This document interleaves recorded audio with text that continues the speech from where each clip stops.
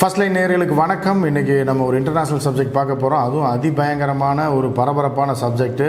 ஏன்னா இப்போ உலகம் அமைதியாக போயிட்டுருக்கு, ஆனால் ஒரு மிகப்பெரிய போர் வருவதற்கான ஒரு சூழல் இருந்துக்கிட்டே இருக்குது அப்படின்னு நம்ம பார்க்குறோம். எப்படி பாலஸ்தீனியர்களை போட்டு அழித்தொழித்து இஸ்ரேல் வந்து இந்த மாதிரி பண்ணிகிட்டு இருக்குது. அது ஒரு பேஸில் ஒரு பக்கம் போயிட்டுருக்கு.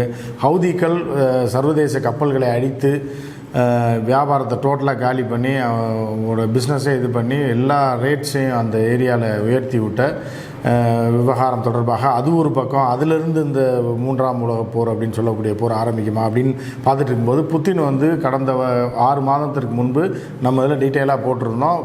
அவருடைய பொதுமக்களுக்கும் அதாவது இந்த போர் உக்ரைன் போர் வந்து ஒரு வருடத்தை கடந்தவுடனே அவர் வந்து அங்கே உள்ள தொழிலதிபர்களையும் பொதுமக்கள்னால் ஒரு தேர்ந்தெடுக்கப்பட்டவர்களை வைத்து அவர் வந்து ஒரு கூட்டம் நடத்தினார். அந்த கூட்டத்தில் சொன்னார், ஏன்னா அமெரிக்கா போர் தொடுப்பது போன்ற ஒரு சூழலை உருவாக்கி ரஷ்யாவுக்கு நெருக்கடி கொடுத்து கொண்டிருந்த காலகட்டம் அது. அப்போ என்ன பண்ணார்னா பெலாரஸில் கொண்டு போய், அதாவது ரஷ்யாவுக்கு பக்கத்தில் இருக்கக்கூடிய நாடு பெலாரஸ், அங்கே கொண்டு போயிட்டு ஒரு கண்டம் விட்டு கண்டம் பாயக்கூடிய ஏவுகணை நிறுத்தி வச்சுருந்தார். அந்த காலகட்டத்தில் வந்து என்ன அப்படின்னா அவர்கள்ட்ட ஒரு 8700 9000 கிலோமீட்டரு, ஆனால் 1000 கிலோமீட்டருன்றது எவ்வளோ தூரம், 9000 கிலோமீட்டர் போகக்கூடிய ஒரு ஏவுகணை நிறுத்தி வச்சுருந்தார் பெலாரஸில். காரணம் என்னென்னா ரஷ்யா பார்டர்லேருந்து ஏவுனா ஒரு 300-400 கிலோமீட்டர் குறையுது, அமெரிக்காவில் போய் முக்கிய நகரத்தில் போய் விழுகாது. அதனால் என்ன பண்ணார்னா இன்னும் ஒரு 500 கிலோமீட்டர் இது பண்ணி பெலாரஸில் கொண்டு போய் அந்த ஏவுகணை நிறுத்தி பிரிட்டனை நோக்கி ஒன்றும் அமெரிக்காவை நோக்கி ஒன்று இந்த பக்கமும் நிறுத்தி வச்சுட்டாரு. எப்போ வேணாலும் தட்டினா காலி அப்படின்ற மாதிரியான ஒரு மிரட்டலை கொடுத்ததோடு அமெரிக்கா ஆஃப் ஆயிடுச்சு. டோட்டலாக வெஸ்ட்டு ஃபுல்லாகவே டோட்டலாக ஆஃப் ஆயிடுச்சு.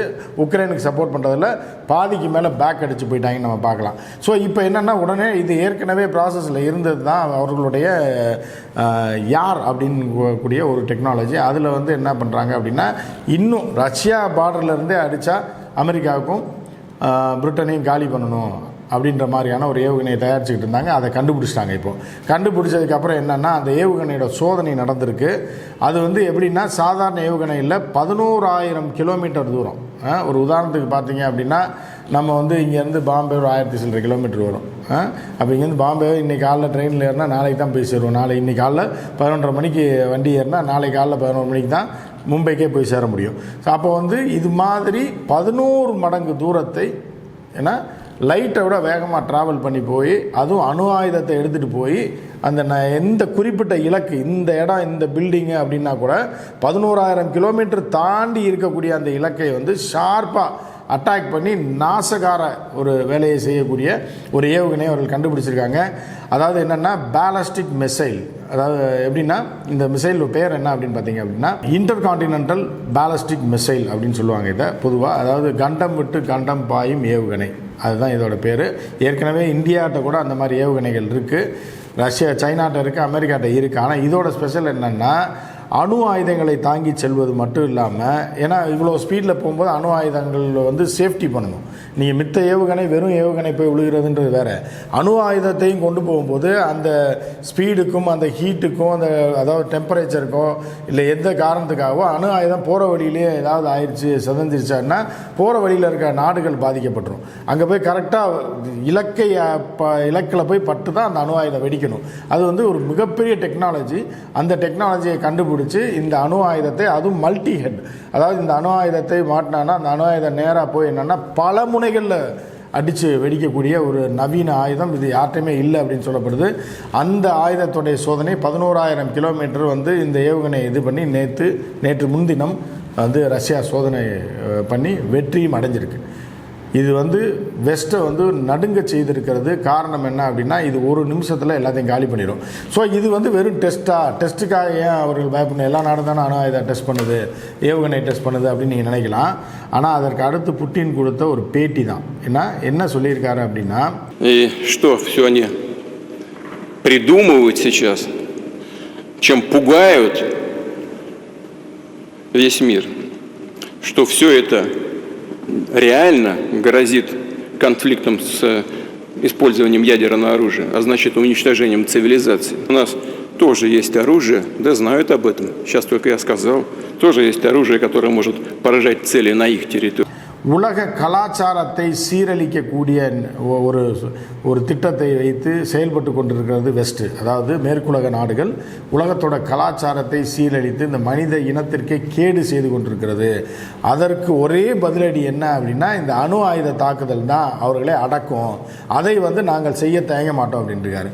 சரி, என்ன கலாச்சார சீரழிவுனா என்ன அப்படின்னு பார்த்தீங்க அப்படின்னா, இவர்கள் ஆணையும் உறவு வைத்துக் கொள்ள வைப்பது, ஆணுக்கும் பெண்ணுக்குமான தொடர்பை கட் பண்ணிட்டு என்னன்னா பெண்ணும் தொடர்பு வச்சுக்கலாம், ஆணும் தொடர்பு வச்சுக்கலாம் அப்படின்னு சொல்லிட்டு இயற்கை விதிகளுக்கு மாறாக பல செயல்களை அமெரிக்கா செய்து கொண்டிருக்கிறதாக ரஷ்ய அதிபர் ஏற்கனவே குற்றம் சாட்டியிருந்தார். 6 மாதத்திற்கு முன்பு டீட்டெயிலாக பேசியிருந்தார். கிட்டத்தட்ட 1 மணி நேரம் 5 நிமிடம் அவரோட உரையில் இந்த உலகத்தை எப்படியெல்லாம் மோசமான நிலைக்கு இவர்கள் கொண்டு சென்று கொண்டிருக்கிறார்கள், அமெரிக்கா என்ன மாதிரியான வேலையெல்லாம் செஞ்சுட்டு இருக்கு, இதுக்கு வெஸ்ட் எப்படி ஒத்துழைக்குது, மனித இனத்துக்கே கேடு செய்து கொண்டிருக்கிறார்கள்.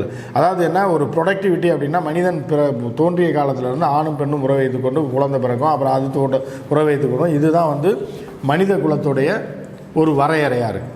ஸோ இதையே சீர்குலைக்கிற வகையில் என்ன பண்ணுறாங்கன்னா, ஆணும் உறவு பண்ணிக்கலாம், ஆணும் கல்யாணம் பண்ணிக்கலாம்னு சட்டம் பாஸ் பண்ணுறது, அதற்கு இது பண்ணுறது, பெண்ணும் உறவு வைத்துக்கலாம் அப்படின்ற மாதிரி பண்ணிவிட்டு இந்த இயற்கையவே சிதைத்து இவர்கள் வாழ்வியலுக்காகவும் பணம் சம்பாதிப்பதற்காகவும் ஏன்னா இவர்கள் இதை செய்து கொண்டிருக்கிறார்கள். இவர்கள் இது கடுமையாக எச்சரிக்கிறேன்னு ஏற்கனவே 6 மாதம் சொல்லியிருந்தார். இப்போ என்ன சொல்கிறாருன்னா, இந்த மாதிரி செயல்பாடுகள் தொடர்ந்தால் சரியா நிச்சயமாக இவர்களுக்கு அணு ஆயுதம் மட்டும்தான் பதிலடியாக இருக்கும். அப்படின்னா என்ன சொல்ல வர்றாருன்னா, இவர்களை எரித்து நாசக்காடாகி பொசுக்கிடுவோம் அப்படின்ற மாதிரி அதற்கு நாங்கள் தயாராக இருக்கோம்னு சொல்லி புத்தின் சொல்லியிருக்காரு. முதல்ல அந்த அணு ஆயுத சோதனை என்ன அப்படின்றத நம்ம பார்த்துடலாம்.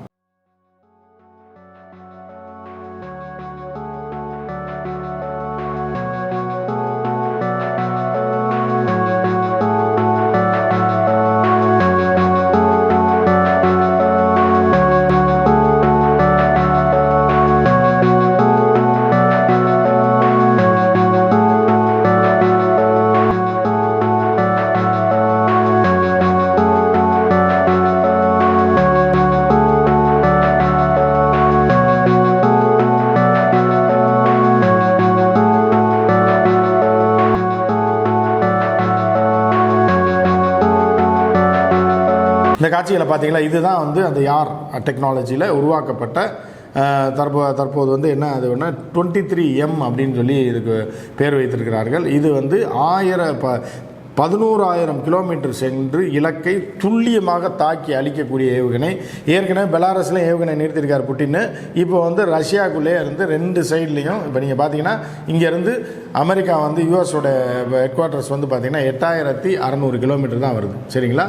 இந்த பக்கம் பார்த்தீங்கன்னா பிரிட்டன் 8,400 கிலோமீட்டர் 300 கிலோமீட்டர் தான் வருது.